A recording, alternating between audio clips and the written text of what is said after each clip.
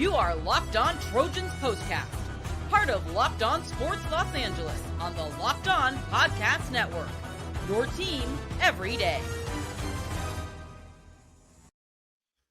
Well, hello and welcome to the Locked On Trojans Postcast on the Locked On USC YouTube channel. I am Pete Fox, covering sports in LA dating back to 2007 for ESPN LA and NBC Sports Radio. Today's episode of the Locked On USC Trojans Postcast is brought to you by FanDuel. Right now, new customers can bet $5, and if your bet wins, you'll get $300 in bonus bets to use across the app. Download the app today. Well, welcome to the Locked On USC Trojans Postcast, and we want to thank you all for making us the #1 sports podcasting network in the land. That was a fantastic win for the Trojans. So much good stuff going on there because it didn't look good in the first half. It really just felt like there was no way for them to stop the run against this Iowa team. Going into this one, we knew that would be a huge factor. Like, that was the game plan. They had to figure out a way to stop the run, and they did not do it in the first half. So the fact that they came out in the second half and got it done was remarkable. So give the coaching staff, Lincoln Riley on down, a tip of the cap. D'ANTON Lynn, primarily, I guess, for inspiring them in the locker room at the break to come out and slow down that Iowa running game. From Gronowski to Moulton, who still had a nice game with 90 yards, but when it was all said and done, there wasn't enough. They held them to a grand total of 0 points in the second half. That is fighting on right there. Ugly conditions. Ironically, sunny and nice in Iowa City, but gross and rainy at the Coliseum today. But it seemed like a fun environment to be a part of. You could see all the students up in the student section with their shirts off. The boys, the men, and they were just loving it, having a great time with this come from behind win for the Trojans, led by both MAKAI Lemon and King Miller. As we have seen of late, MAKAI Lemon is just fan-freaking-tastic. The guy makes catch after catch after catch, double coverage. It does not matter.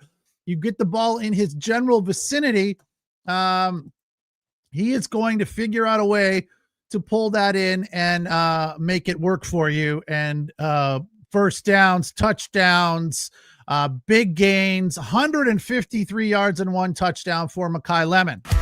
This is what you'll be talking about. Trojans on a roll, continuing to win, continuing to keep their hope for a berth to the playoff alive, making a run at the Big Ten title, although that's going to be tough with Ohio State and Indiana playing the way that they are. But they're now 6-1 in conference play, 8-2 overall, number 17 coming into this game. You'll have to assume that they'll go up a few spots at the very minimum.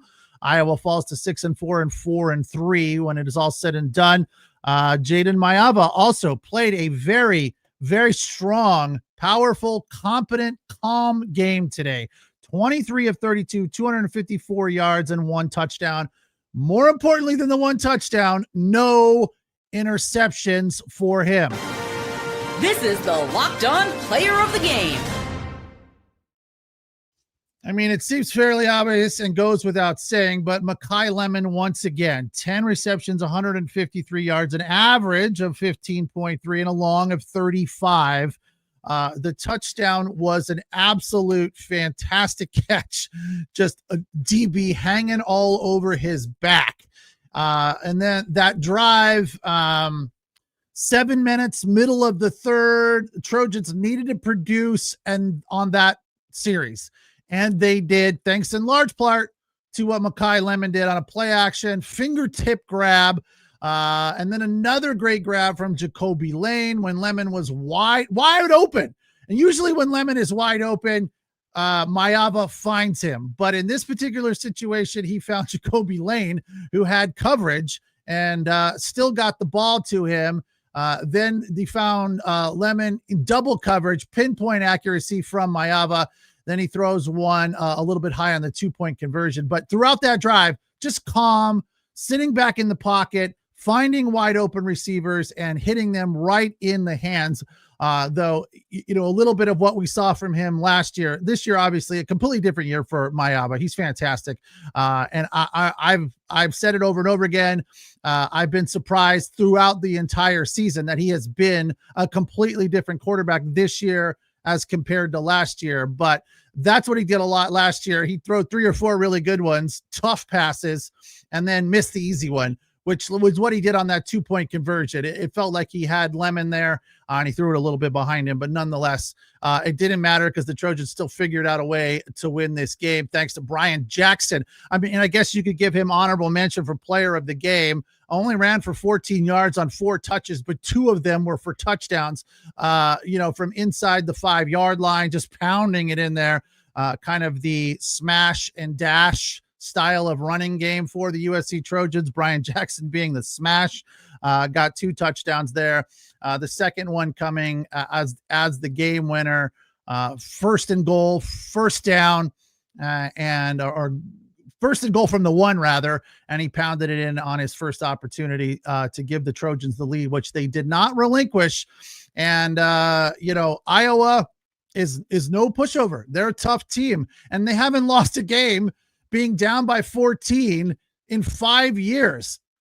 So another feather in the cap for the USC Trojans defense. But you really have to just say that was absolutely amazing what they did on defense, especially in the second half, the way it looked in the first half, because the offensive line for the Iowa Hawkeyes was pushing the Trojan defensive line just all over the field.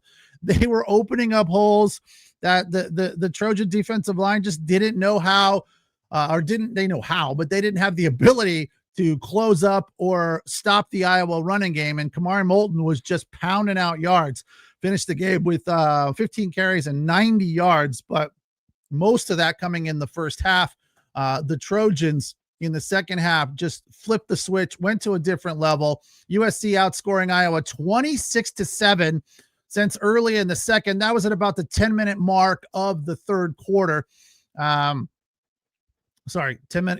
mark of the third. So they had the, most of, was 10-minute mark of the third or 10-minute mark of the fourth? Must have been the fourth, early in the fourth. So after a fantastic third, Iowa had a little bit of rhythm and momentum in the fourth, but, the Trojans had a bend, don't break mentality. 3rd and 9 at the 3-minute mark. A nice stop. Iowa goes for it on 4th down. The pass was caught, but forced out of bounds by a tiptoe. That was the game-breaking call, potentially.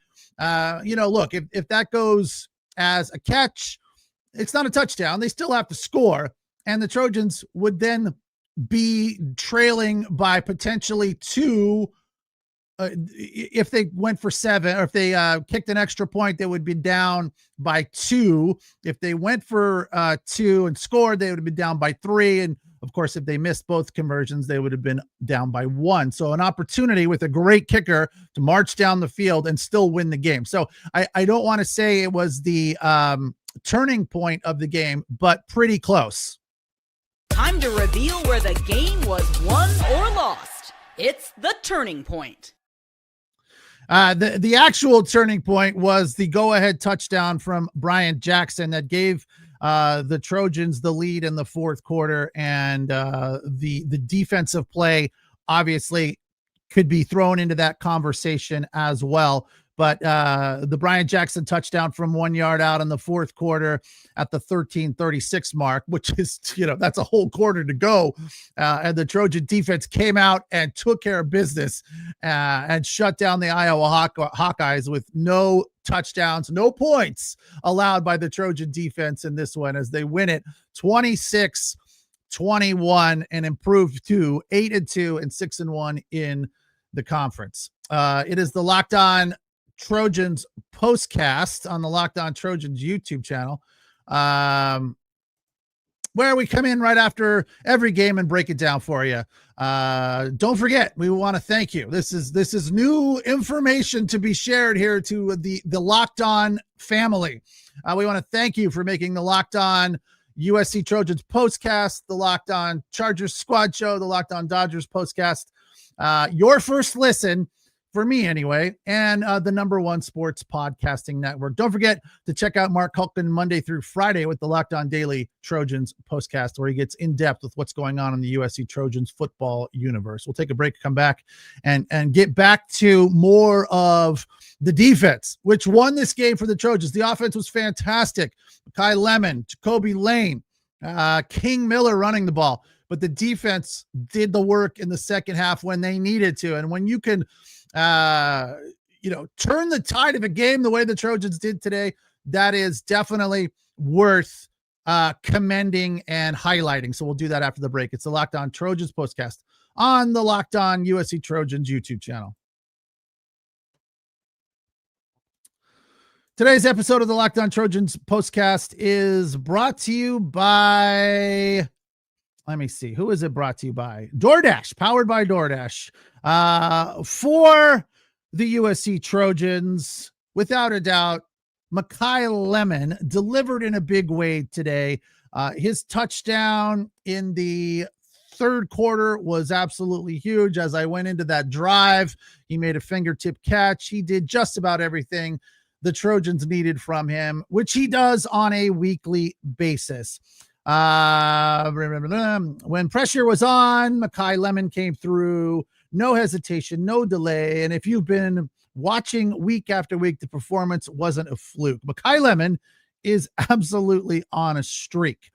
And just like MAKAI Lemon delivered today for the USC Trojans, DoorDash delivers for you on Saturdays with DoorDash streaks. You save every Saturday when you order. Stack it all up all season long, and you could save up to $250, including $100 in DoorDash credits. Order this Saturday. Keep the streak alive. Fuel your game day.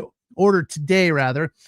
Fuel your game day only with DoorDash. Terms apply. Promo period through 11/18, which is Tuesday, to the best of my knowledge. Today's episode of the Locked On USC Trojans Postcast is also brought to you by FanDuel. NBA is back, and there's no better way to get in on the action than with FanDuel, the official sports betting partner of the NBA. Even if you missed the start of the game or want to ride a hot hand, FanDuel has live bets on everything from who will score the next bucket to a fourth quarter comeback. Plus, you can even combine your bets, which is a really cool way to find a hot streak and then parlay it into some more money. You can combine your bets into a same game parlay for a shot at a bigger payout, but be careful with those parlays. You get confident and cocky, it could bite you.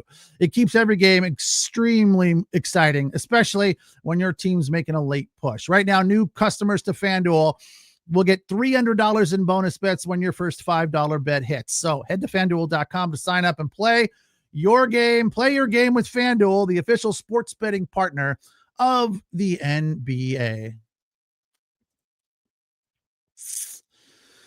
Trojans fighting on today. The defense made it happen, and this all without KAMARI RAMSEY, who left the game early, and that obviously had us all terrified. And I'm still a little worried as to what his prognosis is, but just specifically to how it affected this game.